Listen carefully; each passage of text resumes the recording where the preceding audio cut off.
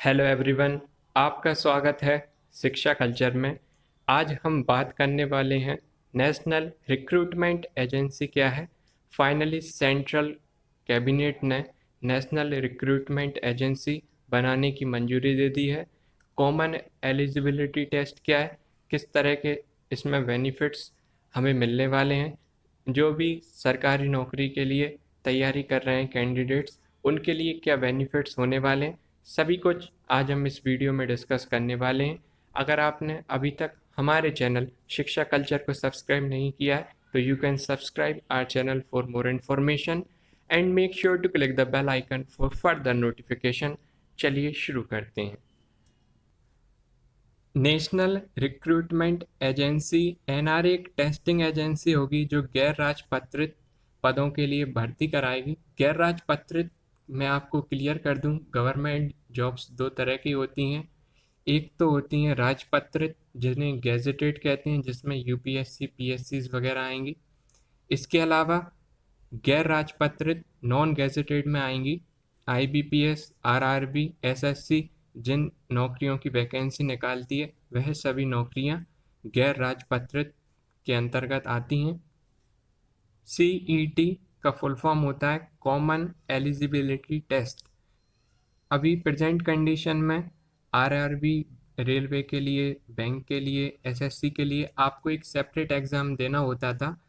अब 2021 से common eligibility test के माध्यम से आपको केवल एक प्रीलिम्स देना होगा। अगर आप उसको क्वालिफाई कर लेते हैं तो आप टीयर 2 और टीयर 3 के लिए एलिजिबल हो जाएंगे। आपको सेपरेट एग्ज़ाम देने की अब कोई आवश्यकता नहीं रहेगी।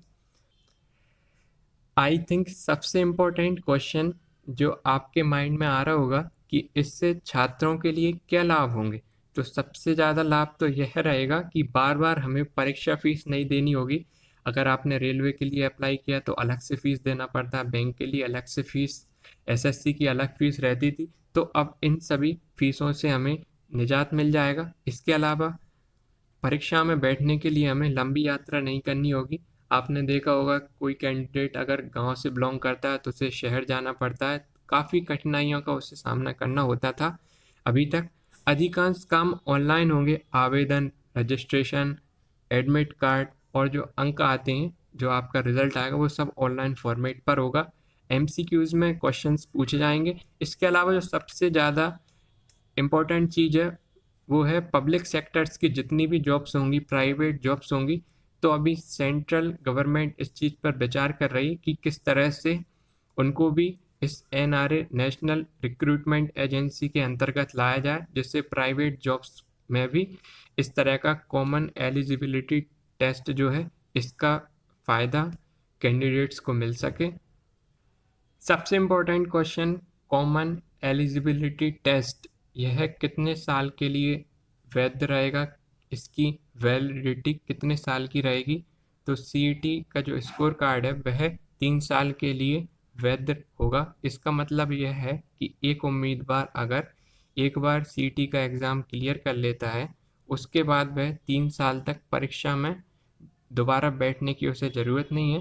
वह भर्ती एजेंसी द्वारा निर्धारित आयु सीमा के आधार पर 3 साल में आयोजित विभिन्न भर्ती परीक्षाओं में बैठने के योग्य हो जाएगा। अगर वह एक बार सीईटी का एग्ज़ाम क्लियर कर लेता है तो 3 साल तक उसे किसी भी एग्ज़ाम की प्रीलिम्स देने की आवश्यकता नहीं है। जो एनआरए के अंतर्गत जितनी भी प्रीलिम्स के एग्ज़ाम्स आते हैं उनकी उसे दोबारा से एग्ज़ाम देने की आवश्यकता नहीं होगी।